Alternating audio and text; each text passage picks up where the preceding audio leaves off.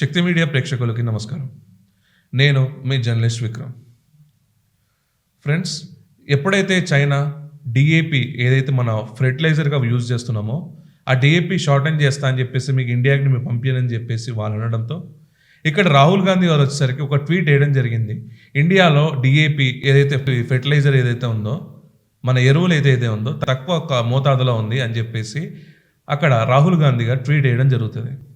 Tweet వేసిన వెనకాలనే next రోజే ఇక్కడ తెలంగాణ శాఖ మంత్రి తుమ్మల నాగేశ్వరరావు గారు వారు మాట్లాడి ఇక్కడ రాష్ట్రంలో ఎరువులు సరిగ్గా లేవని చెప్పేసి మాట్లాడడం జరిగింది.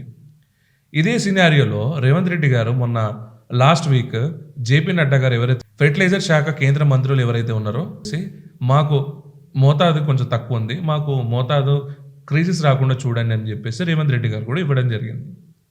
కానీ నిన్న రేవంత్ రెడ్డి గారు మాట్లాడుతూ ఒక గంభీరమైన స్టేట్మెంట్ ఒకటి రిలీజ్ చేశారు. అదేంటో మీరే చూడండి. కానీ ఇవాళ టీవీలలో పేపర్లలో చాలా మంది క్యూలో నిలబడ్డట్టుగా ఫోటోలు వీడియోలు పెడుతున్నారు. ప్రజలని ఎరువులు దొరకడం లేదని ఒక ఆర్టిఫిషియల్ షార్టేజ్ క్రియేట్ చేసి లేదా ప్రజల్ని సోషల్ మీడియాలో భయపెట్టి ఎరువులు అయిపోతున్నాయి, ఎరువులు దొరకడం లేదని జనాలు ముందస్తుగానే షాప్ 10 గంటలకు తెరిస్తే 7 గంటలకి వచ్చి జనాలు నిల్చునే పరిస్థితి కల్పిస్తున్నారు. లేకపోతే చెప్పులు పెడుతున్నారు, అవి తీసుకొచ్చి సోషల్ మీడియాలో పెడుతున్నారు. అందుకనే కలెక్టర్లకు ఏం చెప్తున్నా అంటే మీ దగ్గర ఎన్ని షాపులు ఉన్నాయి, వాళ్ళ దగ్గర స్టాక్ ఎంత ఉంది, ఆ రోజు ఎంత స్టాక్ వాళ్ళు ఇవ్వగలుగుతారు, బయట నోటీస్ బోర్డు పెట్టి క్లియర్గా డిస్ప్లేలో పెట్టండి. రేవంత్ రెడ్డి గారు ఏం చెప్పారో చూసారుగా ఫ్రెండ్స్. ఫెర్టిలైజర్స్ ఏదైతే యూరియా డిఏపి కానీ యూరియా కానీ మా తెలంగాణలో సరిపోయేంత ఉంది, మా దగ్గర కొరత లేదు, కావాలనే ఇప్పుడు ఆర్టిఫిషియల్ ఇంటెలిజెన్స్ యూజ్ చేసి ఒక షార్ట్ రూపంలో ఆ రైతులు అలా ఉన్నారని చెప్పేసి చూపిస్తున్నారు. కానీ వాస్తవానికి మా దగ్గర ఎంత లెక్క ఉందో మేము చూపిస్తామని చెప్పేసి రేవంత్ రెడ్డి గారు మాట్లాడడం జరిగింది. ఇదే రేవంత్ రెడ్డి గారు గత వారంలో వచ్చేసరికి వారు ఫెర్టిలైజర్ షార్టేజ్ ఉందని చెప్పేసి జేపీ నడ్డా గారిని కలవడం జరిగింది. ఇక్కడ వ్యవసాయ శాఖ మంత్రి వర్యులు ఎవరైతే ఉన్నారో ఇక్కడ షార్టేజ్ ఉందని చెప్పేసి వారు కూడా చెప్పడం జరిగింది. కానీ నిన్న ఢిల్లీకి వెళ్ళిన తర్వాత రేవంత్ రెడ్డి గారు ఈ గంభీరమైన స్టేట్మెంట్ ఆ కలెక్టర్స్ మీట్లో లైవ్లో ఇలా ఎందుకు చెప్పారు? అసలు ఢిల్లీలో ఏం జరిగింది? ఇది ఆ జగన్నాటక సూత్రధారి వారికే తెలుసు అని చెప్పేసి మనం అనుకోవచ్చు. నిజంగా పాలిటిక్స్ చేయాలి, కానీ రైతులతోని కూడా పాలిటిక్స్ చేసే ఒక దౌర్భాగ్యమైన స్థితిలో ఇప్పుడు తెలంగాణలో ఉంది. ఎందుకంటే ఏదైతే రంగారెడ్డి జిల్లాలో మొన్ననే మనం ఒక విలేజ్ గురించి మనం చెప్పాం, అక్కడ దళిత భూములను లాక్కుండా అక్కడ వచ్చేసరికి గోశాల పెడతామని చెప్తున్నారు.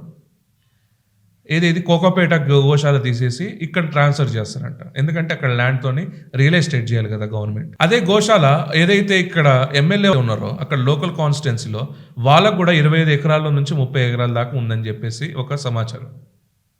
ఆ ఎకరాల్లో ఈ గోశాల పెట్టొచ్చు కదా, గోవుల్ని మీరు రక్షించవచ్చు కదా ఎమ్మెల్యే గారు. కానీ అది రక్షణ పక్కన పెడితే ఇక్కడ దళిత భూముల్ని వారిని 16 రోజుల నుంచి ఇబ్బంది పెడుతున్నారు అక్కడ అధికారులు ఖాళీ చేయమని చెప్పి. వాళ్ళు 6 దశాబ్దాల నుంచి అదే దాని మీద పొజిషన్లో ఉన్న ల్యాండ్ అది.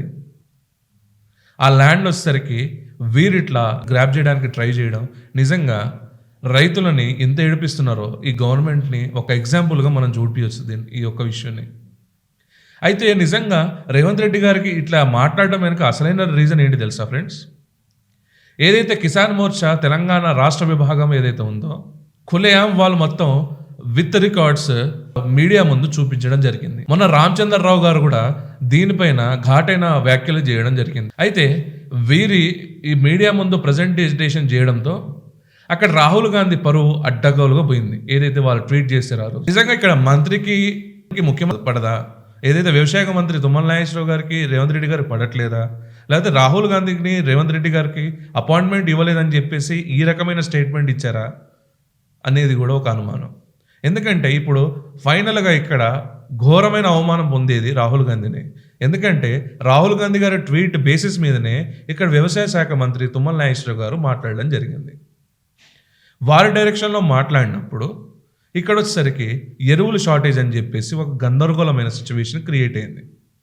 అది ఏ వీడియోనా కాదా అని మన ఇక్కడ సైబర్ క్రైమ్ ఉందో వారు దాన్ని ఫారెన్సిక్కి పంపించి ప్రజలకి నిజమైన వాస్తవాలు తెలియజేయాలని కోరుకుందాం మనం. కానీ ఇక్కడ రాహుల్ గాంధీకి రేవంత్ రెడ్డి గారి మధ్యలో చాలా గ్యాప్ పెరిగిందనేసి మనం అనుకోవచ్చు. ఎందుకంటే ఢిల్లీ వేదికగా నిన్న రాహుల్ గాంధీని రాహుల్ గాంధీ గారి స్టేట్మెంట్ అబద్ధమని చెప్పేసి నిన్న వారు ప్రూవ్ చేయడం జరిగింది రేవంత్ రెడ్డి గారు. మనం అనుకున్నాం మొన్నటి వరకు మంత్రులకి ఎమ్మెల్యేలకి పడట్లేదు, మంత్రులకి రేవంత్ రెడ్డి గారు సీఎంకి పడట్లేదు అనుకున్నాం. కానీ ఇక్కడ చూస్తే సీఎంకి ఏదైతే ప్రధాన ప్రతిపక్ష నేత రాహుల్ గాంధీ గారికి కూడా ఇది పడట్లేదని చెప్పేసి నిన్న క్లియర్గా అర్థమైపోయింది. నిజంగా రాహుల్ గాంధీ గారికి రేవంత్ రెడ్డి గారికి పడట్లేదా? మీ అభిప్రాయాలు కామెంట్స్ రూపంలో చెప్పండి ఫ్రెండ్స్. ప్రతిదీ మీకు ఇప్పుడు ఈ వీడియోలో మనం ఇప్పుడు రైట్లో చూడండి ఒకసారి రాహుల్ గాంధీ గారి ట్వీట్, దాని తర్వాత తుమ్మల నాగేశ్వర గారు ఏం స్టేట్మెంట్ ఇచ్చారో ఒకసారి చూడండి. దాని తర్వాత రేవంత్ రెడ్డి గారు జేపీ నడ్డా గారితో ఏం రిక్వెస్ట్ చేశారో చూడండి. మళ్ళీ ఇప్పుడు ఈ యూటర్న్ ఎందుకు తీసుకున్నారు ఈ ఎరువుల మీద?